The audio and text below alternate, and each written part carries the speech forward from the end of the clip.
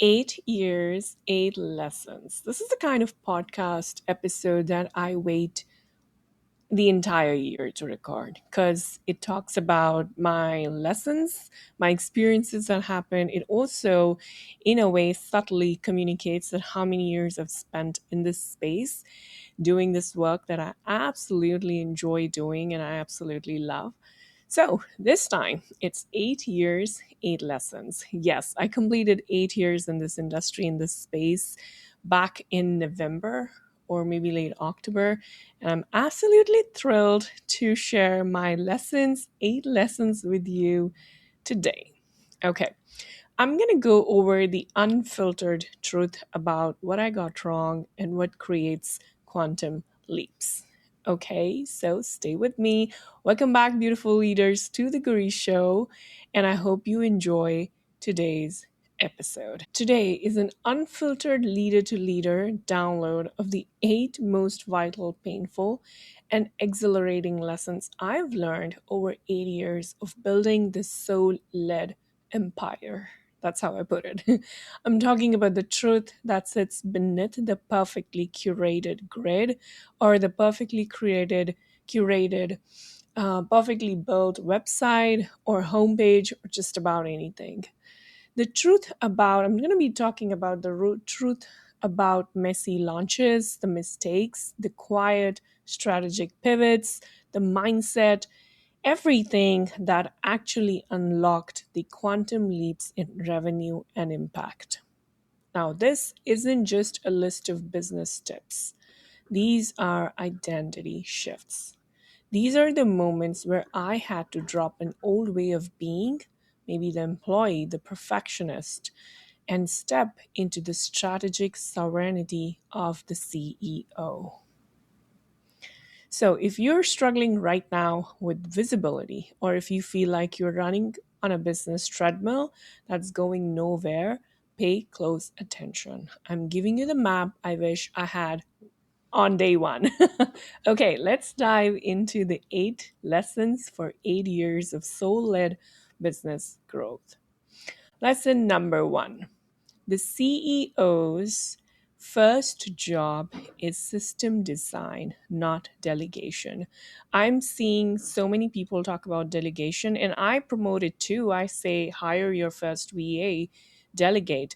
But the first job is not delegation, first job is system design. It can be in the most smallest format, like maybe just a small structure, but it has to be design. System has to come first. System design has to come first before delegation and outsourcing.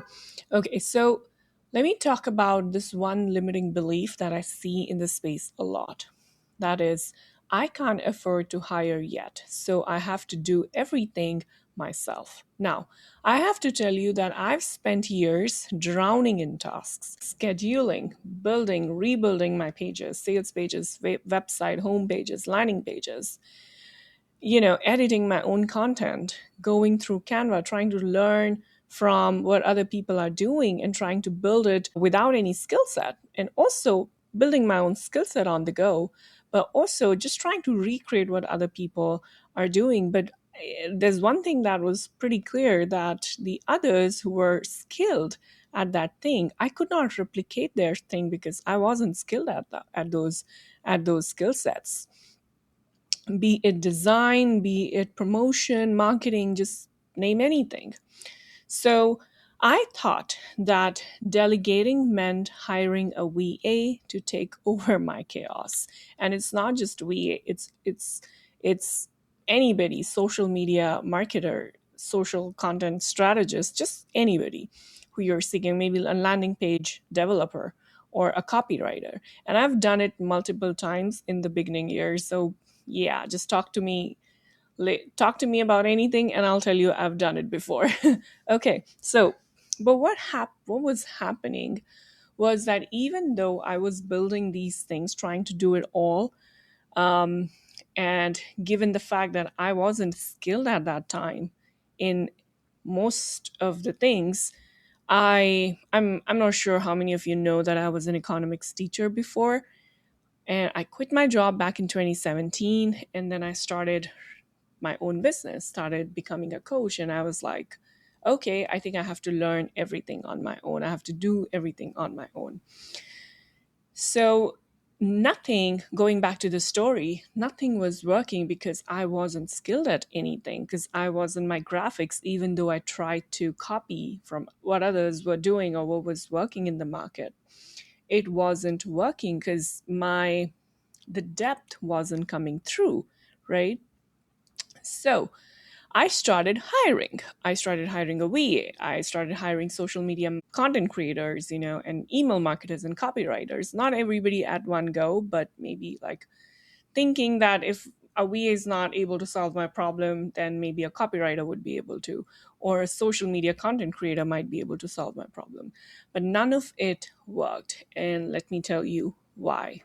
So, the bottleneck in your business, whether you is not the problem that you have to hire someone or not, is the lack of process. The problem is not whether the problem is not your schedule. The problem is not you. The problem is not your mindset. The problem is the lack of process. And I'm talking about this in the context of delegation. So, yes, in other areas, your mindset, your schedule might be a problem or something you need to acknowledge or discuss. But in the context of delegation and in the context of system design, your schedule, your mindset, and everything else, your skill set, is not a problem. The problem is the lack of process. So let me say that. In other words, you cannot delegate chaos. You must first, and that's my first lesson to share with you, you must first create standard operating procedures and systems. So think of it like this. There's a book, I'm sure you've heard of it, Atomic Habits by James Clear. And in the book, it says something like this: you don't rise to the level of your goals, you fall to the level of your systems. My massive shift was realizing I had to create the manual for my business before I hired the team. I needed to document. How does a client, so for instance, how does a client get onboarded? You can't just leave it to someone else. You can't just tell someone, "Oh, I want you to create a welcome onboarding sequence." No, you have to create a process that, okay, when someone signs up, they should receive an email, then this thing, they should receive a form, XYZ. How do I plan a podcast episode? So let's say now, in today's time, I record the podcast, but someone edits it for me. So, what does the process of editing look like? Well, I did it first. I edited two of my episodes. I recorded everything using a tool. I kind of created a PDF out of it. And let me know if you want to know my tool. Put it in the comments or DM me. I'll share my tool set with you. So I created a step-by-step guide, and then I shared that guide with my VA, that or my editor, that I want you to follow exactly these steps.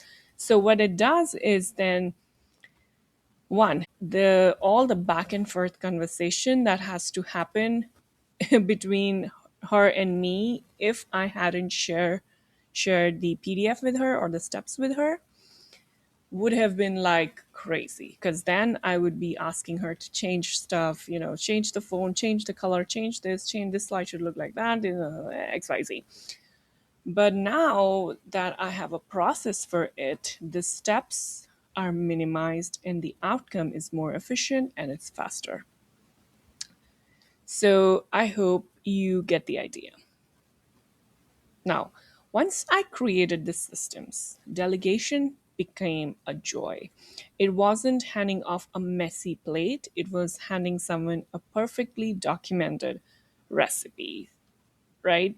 So, your action step is not to hire, it is to spend the next week documenting the top 3 tasks that eat your energy. Breathe that in for a moment. So I'm not asking you hire your first week. No. Document the top 3 tasks that eat your energy. And once it's documented, the delegation becomes simple. Okay, let me know in the comments. Once you're done with watching and listening to this episode, let me know in the comments which lesson stood out to you the most, which lesson you absolutely loved. And if you do that, I have a surprise for you. So let me see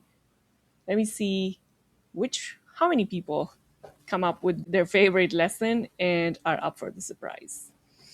Lesson number 2. Imperfect action is your most profitable asset. I hear so many people say or think like that, think along the lines of this: I must wait until this offer or this sales page or this video is perfect before I release it to the world. Now, perfectionism is just self sabotage in a tailored suit. I know you've heard this before, and I know that you also might agree to the fact that perfectionism is nothing but self sabotage, right? But the reason why I'm sharing this is because this is the hard lesson.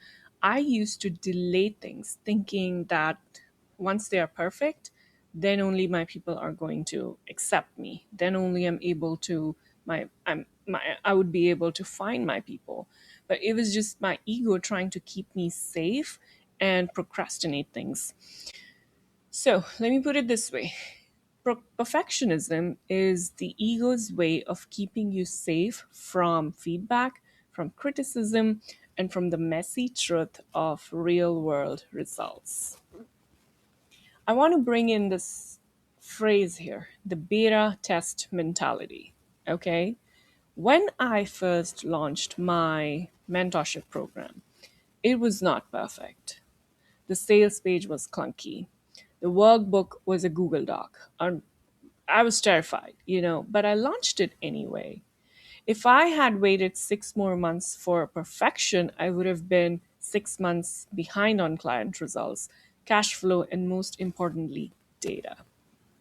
And data in today's times, is the key. It's one of the key, actually, not the main key. So going back to what I was doing, well, one thing I want to make clear at this point is I'm talking about 8 years and 8 lessons. So at any point, if you think that the stories or the flow doesn't add up, it's probably because I might be talking about something that I learned 2 years ago as opposed to 8 years ago. So I don't want you to focus on the timeline, but what I do want you to focus on is the lesson and the takeaway. Okay, so 4 years ago, when I was launching my mentorship program, this happened. I was like, I'm not going to wait anymore. I'm going to put it out. But if you go back 8 years ago, yes, I was procrastinating things. I was caught up in the learning trap and the perfectionist trap. Right. So going back to where I was, imperfect action gives you data, and data is truth. Perfection gives you zero data, only anxiety. And the difference between a successful, a profitable, or if you want to call it a 6-figure business owner, whether you're into retreats, whether you're into course creation, or any other kind of business, and a 6-figure dreamer is often measured in how quickly they're willing to put out the ugly first draft. And yet, and also, yes, you have to improve on it. You have to take that feedback, collect data, and then improve on it. But do not seek perfection based on assumptions. If you put out something very simple today, maybe it's just a text based post, and you find that people are engaging to it, people are taking action, it's data. It's telling you that the messaging is working. But it doesn't mean that you don't go out and try other things, other formats, or improve on the messaging. It doesn't mean that that's the end of the world. Like you nailed it. Now you're going to have $1 million just from that one post. No, you have to go out and put that message out in front of different people, more people, in different platforms, in different formats, so that you can test further that, okay, If I want to go from here to where I want to be, what's actually going to stick out for longer? Anyway, so don't seek perfection, seek feedback. Launch the beta, get the data, then iterate and improve. Lesson number 3: the path to expansion requires detachment.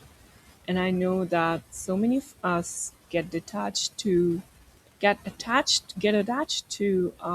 outcome, the process, that we forget that growth lies behind or underneath or walks along with detachment. You have to attach yourself to goal and then detach yourself from them to keep moving forward. So something like this comes up for people. I must control the outcome to be successful. We are often so personally identified with our offers and our results that when something fails, a low converting launch, a retreat that didn't sell out, a challenging client, a bad review, it feels like a catastrophic failure of us. Let me talk about one spiritual attribute here. Don't let one failed launch, one bad client, or one logistical nightmare define your worth or stop your movement. Detachment allows you to extract the lesson without internalizing the wound. And this happens not just in our workspace or in our business space, it also happens in our relationships. Like something that our child said to us, something that our parents said to us or told us that we didn't like. Maybe a fight or an argument with your partner made you feel like you're not good enough, and then you keep internalizing those words and you keep connecting those words with your self-worth, and you internalize the basic self-belief that you're not enough, and you keep reiterating the fact that this person said this to me because I am not good enough. However, if you just separate or detach yourself from the whole thing, and you say something like, well, what this person said is coming from their own set of wounds. It is something coming from their own set of beliefs. Yes, this person is hurt, and we can solve this. We can sit and talk about this matter and come up with a solution. It has nothing to do about me. Yes, it has something to do about me, but not about what I believe about myself. So, yes, let me switch back to, well, I was looking at the airplane going in the sky and through the window. Anyway, so detachment allows you to extract the lesson without internalizing the wound because your mission is bigger than your mistakes. Look at the mistake, extract the SOP change, go back to lesson 1, and move on. Don't get hung up on one mistake. The market rewards persistence, not flawlessness. Now, that brings us to lesson number 4, and another exciting lesson. Your next level is hidden in your current incomplete answers. I hear this a lot. I must have 100% clarity and all the answers before I can confidently charge higher prices or lead a retreat. Now, this is the classic student mindset trying to run a CEO business. What I want you to acknowledge here is embracing the void. If you wait for absolute certainty, you will wait forever because the world moves too fast, my dear. The job of a soul led leader, the job of us all, is not to be a know it all, but to be an expert question asker and a courageous space holder. My biggest shifts came when I launched programs and retreats that felt slightly beyond my current capacity. I remember I launched this weekly membership once, 1.5 years ago, and I didn't have all the answers, but I learned it on the way. When I launched it, I didn't expect 50 people to sign up, but they did. And once they did, that's when the job became to understand what's going to happen next. And now you might be thinking that, oh, but you should have figured it out before. Yes, now I know. But if that hadn't happened, I wouldn't have had clarity, that the clarity that I have today. I remember the retreat I once hosted, and it felt like just beyond me because the venue was so expensive. But I was like, no, we have to go in and we have to create. We want to give this experience to our participants. The truth is, you don't have all the answers yet, and that is your biggest advantage because you're agile, you're in the process, and you're learning alongside. So, your expertise is not the sum of what you know. Your expertise is the depth of the transformation you guide your people through.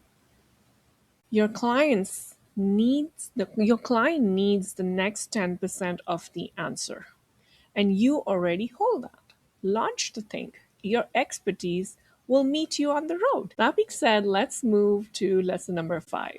Pivot when needed, but always from the root. Changing direction doesn't mean that you failed at the last direction. No.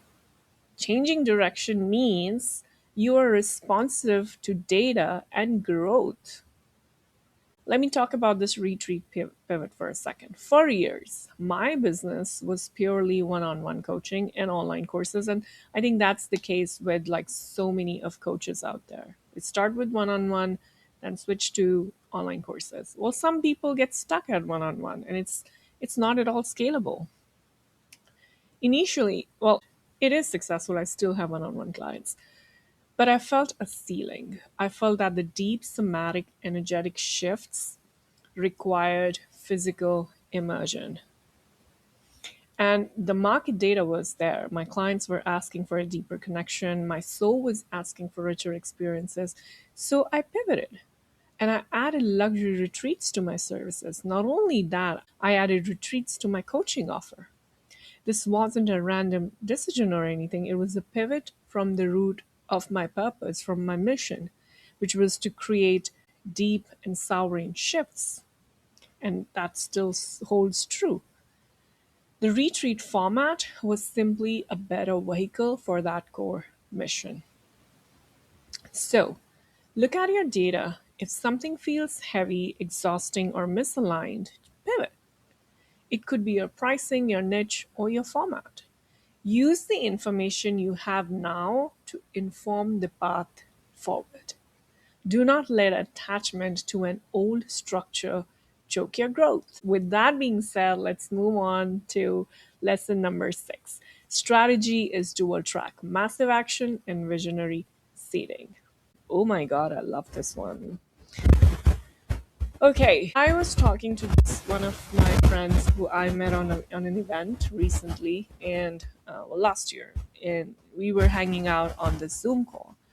And I told her, we were having this conversation, great conversation, and somewhere in the middle of the conversation, she said, sorry, I told her that, you know, start with something that works, like create something, create the bridge that works. And then think about your 2 year or 5 year vision. And she was like, really? I'm like, here's the thing. Most people start with their 6 year or 5 year vision, and then they come reverse engineer it back to what they need to do now. What happens with that approach, and I'm not against it, I do it myself too, but hear me out.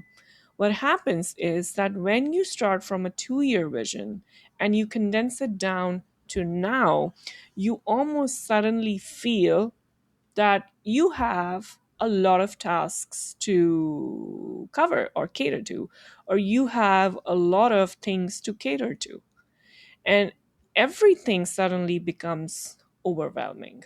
For instance, let's say you're doing some vision boarding and you're working on this huge 2 year goal, and you break it down into milestones, and suddenly you feel, my god, in 3 months I need to be at this.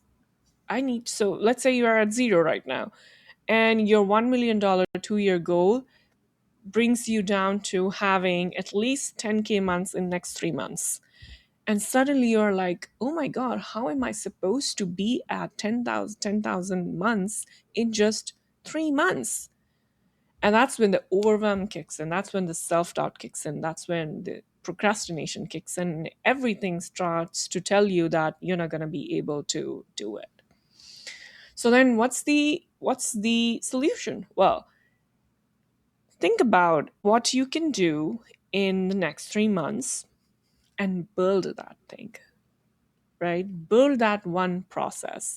For example, I'm going to write one chapter, or I'm going to launch this program in the next 3 months.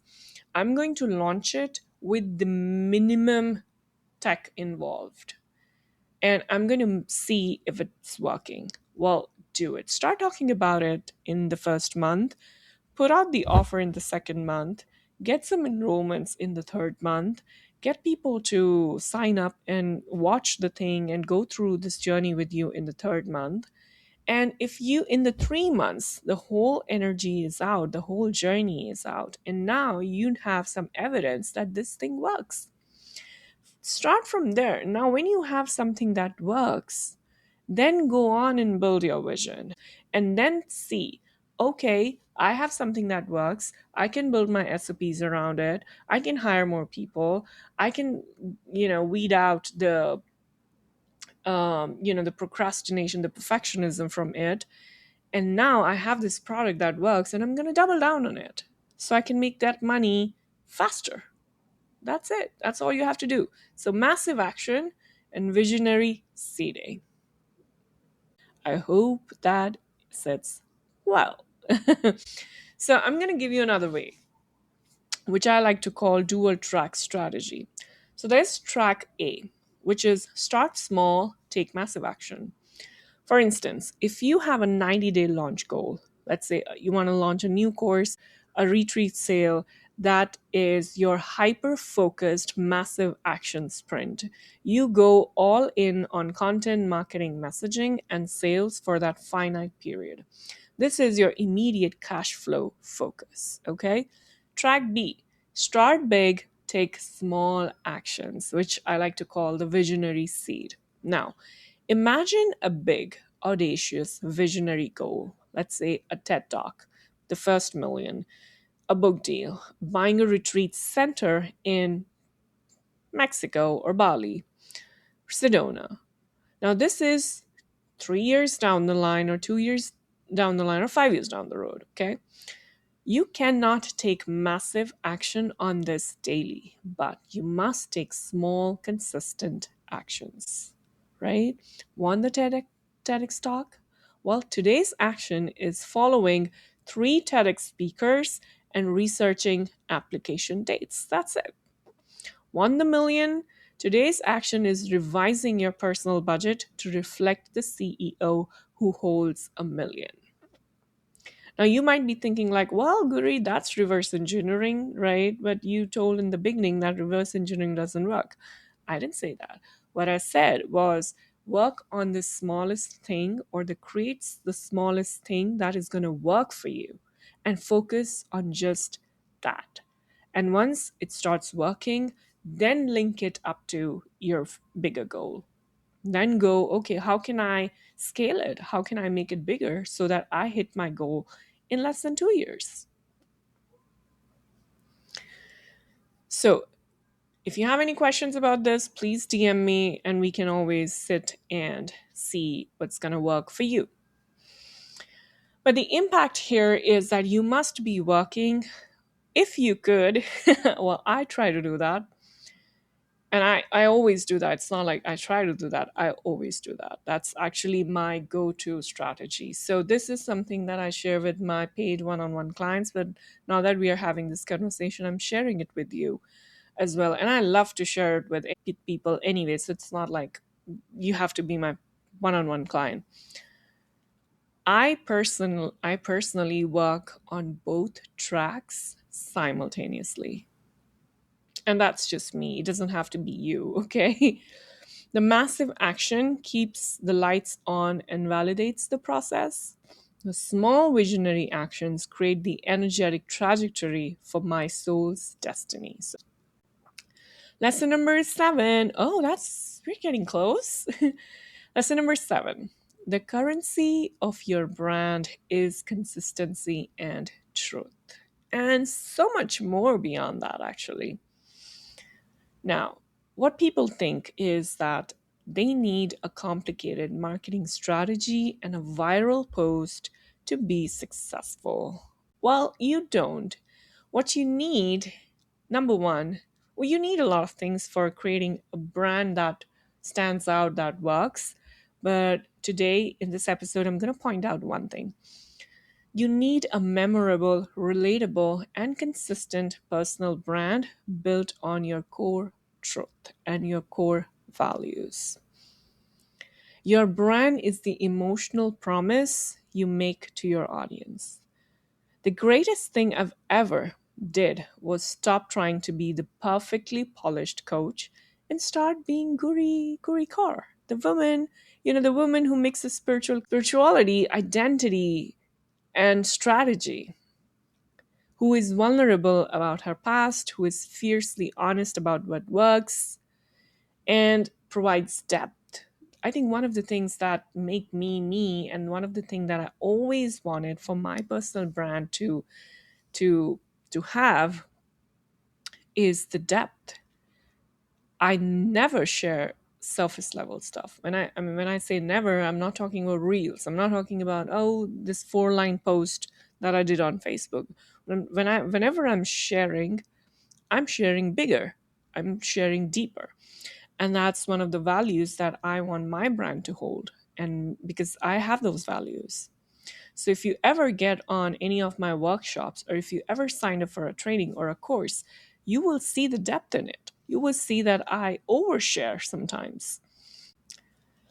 We are talking about brands, so I wanted to give you another nugget, golden nugget actually, is Nike. When Nike was defining their brand values, or the brand concept, the first thing that the founder thought about is, I want people to associate Nike with greatness. And so then they found all these associations that people related with or associated with greatness at that time. One of the example is Michael B. Jordan. Well, people related, and I'm talking about in the sports space, people related Michael B. Jordan with greatness. And so when Nike associated with Michael B. Jordan, they found that people associated greatness with Nike as well. And today we buy Nike because we know that's going to be a great product. So people buy you, your associations, not just your formula. They buy the way you make them feel seen, challenged, and inspired. So here's what I'm going to leave you with. Ask yourself, is my content making me relatable? Is my content making me stand for my values and my associations? Or is it making me inaccessible, or making me stand out or stand for the values that I don't even associate myself with? So, the most powerful content is the simple truth you are processing in real time. And that is the magnetic pull. Okay. Well, I think I that's a lot of nuggets in one episode, I feel like that's a lot of nuggets in one episode. Okay. Now, lesson number 8. Value is measured in client results, not time spent. Oh my god, that's just blowed my mind.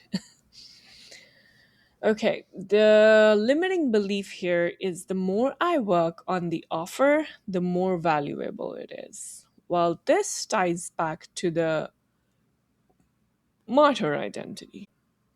The real measure of value is how fast and effectively your client gets a result. And I can tie it back to everything we discussed before, like all the 7 lessons that we discussed before. But for this one, I'm going to try to separate it out from everything else.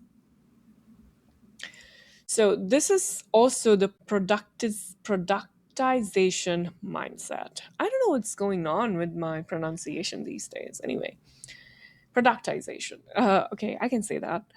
The goal is to create something that helps your clients get results faster. This is where your systems, SOPs, frameworks, like the CSOL method, becomes immensely valuable. They are shortcuts to the desired outcome. You may need to take time off, a sabbatical. Yeah, I totally believe in that. Sometimes I'm like, take 6 months, I'll work on this thing, spend a year creating something truly valuable, systemizing it, and then come back and commit massive action to marketing and messaging that offer. So because the ultimate goal is to decouple your time from your value. Your system, your wisdom, your framework, that is the asset that creates scalable wealth, not the hour you spend on a call. I see so many people who are stuck in one-on-one struggle with this because they feel that, oh, this is what my client is paying me. Yes, they are paying for your personalization and your personal time, but they are also paying for faster results. They're also paying for frameworks, for systems. That's why I said that this one, well, all of these lessons can be related to each other, but this one specifically. Okay, that brings us to the closing argument or the closing invitation. My beautiful leaders, these 8 lessons weren't learned in a clean, straight line. They were learned through messy launches, messy marketing, messy sharing of offers, um, messy experiences, struggle, traveling, creating stuff, working on stuff. Yeah, humbling retreats, lots of tears, lots of arguments with my partner also. The common thread, though, through all of them is the willingness to shift the inner operating system from that of the student or the employee to that of the sovereign CEO or the conscious CEO. I want you to take this moment to reflect on your own journey. And if you remember, let me know in the comments, in the DMs, which of these 8 lessons is currently your biggest energetic block. If you share with me your favorite lesson from this episode, I told you quite a few times throughout that I have a surprise for you. All you have to do is drop me a DM. Which limiting belief are you ready to shift today to propel your business forward? I am so deeply proud of you for showing up for this truth. The work you do is vital, and the world needs you fully expressed and strategically sovereign.